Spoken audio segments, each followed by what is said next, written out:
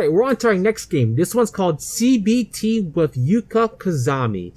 And CBT stands for, let me check again, Cognitive Behavior Therapy. And today Yuuka is going to be teaching us how to deal with this. Sokka gave us advice and now Yuuka's going to teach us this therapy technique. We'll see how this plays out. I can't imagine. I should have no idea what Yuuka's psychological skills are. I honestly have no idea. We'll see how this plays out. You walk along your way to the forest in search for the field of sunflowers. After some time, you come across the sunflower garden. You meet the person you're looking for. Hey, that's as far as you go. I really don't want you stepping on these sunflowers. You'll hurt the poor, tortured souls that live inside them. Ha, just kidding. Mostly. I'm Yuuka Kazami. You must be here for the CBT sessions.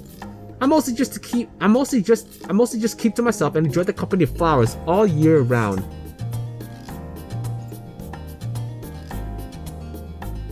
It's gonna turn it down a bit. I could have sworn I've heard this track before from somewhere. I don't know where. I really have. This feels so familiar.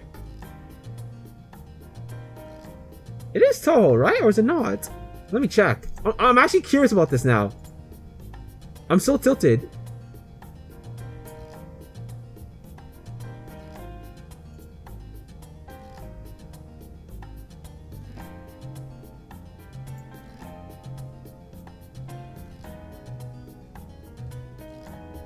I can't find it. I don't know what it is, but this sounds so familiar.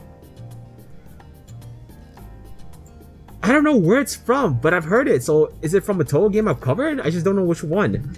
Was it a fan game? I think it's a fan game, possibly. I honestly just can't remember, but whatever. Let's go on. It's tilting me. I heard this from somewhere. But I figured it can't hurt to learn more about humans and how their minds worked. So I picked up a psychology book that the half-yokai shop owner had laying around in his store. It was there I learned about cognitive behavior therapy. It seemed pretty useful and I couldn't help but want to share it with a few humans. And here we go. So glad you can make it. Real glad you can make it. Real glad. Anyway, it's so nice of you to join me. The human mind, it's deep and complex. It's amazing. But at the same time, it's quite irrational, downright absurd at some points. Our brain is ultimately trying to protect itself, but sometimes it overreacts to things that aren't really viable threats to our safety and well-being. These irrational thoughts can cause a slew of problems to our mental health. That's where cognitive behavior therapy comes in. Essentially, cognitive behavior therapy is using logic-based strategies to help alleviate symptoms of poor mental health. Our problems come from irrationality, so it's only natural that grounding ourselves in logic and reason can help us live better. We can't change how we feel, but we can certainly change how we react. And by changing how we react, we can eventually change how we feel. It becomes a full circle, just like nature itself. Kinda beautiful when you think about it that way. With cognitive behavior therapy, you can take some steps to finally reclaim your true self. With that said, this is difficult from simply giving you advice. These are actual activities that you have to try multiple times to see results. And you wouldn't have come all this way to not put at least some effort in, right?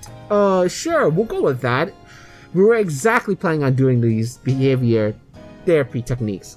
Clearly. It wouldn't be very nice to waste your time here. Or my time. That's the key word. Wouldn't it be nice? At all. With that said, let's begin the first lesson.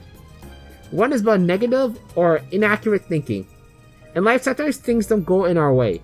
Naturally, this is perfectly normal and bound to happen eventually. However, sometimes we think of the worst possible things as a result of when the unexpected occurs. As a result, we may develop lines of thinking that are not in line with reality. To combat this, we simply just need to challenge these overblown thoughts with reality. For example, let's say you say hi to a friend you saw across a hall or street, but no, they seemingly completely ignore you. Now tell me, what is the reason for this? What usually comes to your mind when something like this happens? Fucking douche nozzles, that's what they are, man. I'm fucking hit them. Okay, a little extreme, but probably douche nozzles, man.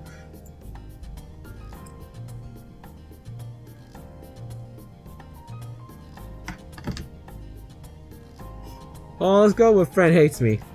Now, it's only natural to think that way at first. Well, as you just demonstrated, it's easy to jump to a conclusion and think it must be our fault and when something like this happens. However, this is mostly an emotional side, talking us to this way. We have not yet challenged it with logic. Now I will demonstrate some more logical ground as to why your friend might not have ignored you. They could have been busy with something that took up all their attention. They thought it was a stranger calling someone else. They could have been dealing with something serious and your voice was drowned out. They simply didn't hear you. See, isn't that better? Don't you find it's much more likely that they just didn't hear you than hating you or something you're not even sure that would have made them upset? Next time you think of such negative thoughts, try to counter it with some logic. Instead of thinking they walked past me because they hate me, try thinking something more logical such as, they were probably busy with something, simply didn't hear me. Of course, it doesn't apply to just friends, it can apply to anything. For instance, I myself don't particularly have any close friends, but I still worry about some things. When I go flower gazing, a thought will pop in my head. I'll think, oh no, what if someone interrupts my gazing and ruins the flower I enjoy watching so much? But then I go, oh, don't worry, the moment he so much as creases these flowers, I'll slowly turn them inside out with my pinky finger and make his family watch. Yep, that's the Yuuka we know. And I just feel so much better afterwards. That's Yuuka in a nutshell. Haha. Oh, but such a thing doesn't really relate to you, Here's one. Let's say you want to go to the doctor, but you're scared of needles and don't want to get seriously injured. Once again, just challenge her with logic. Counter with something. She's a trained professional. She has done this countless times. The chances of anything going seriously wrong are extremely low. Now I hope you get the general idea. Overall, if you get any negative thoughts that are causing you unease, be sure to try and challenge them with logic-based thoughts. Oh, I wouldn't try to have grand arguments with yourself in your head, just simply address the thoughts. And remember, you don't have to entirely believe what you counter it with. The most important thing is to just respond in an appropriate manner. Well, that concludes our first lesson. Now onto the next lesson. This one is about journals. It's about thought journals.